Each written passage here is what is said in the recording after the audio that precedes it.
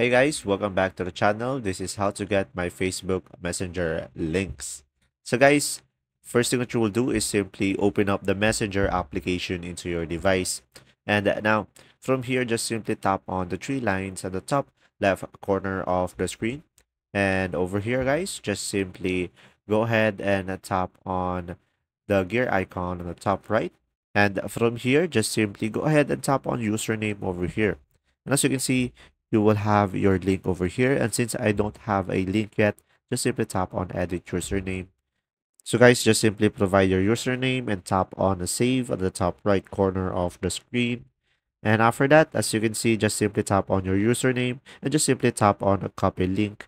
And from there, you should be able to get your username. If this video was helpful, guys, please like and subscribe. And if you have any question, just simply comment down below. And thanks for watching. See ya.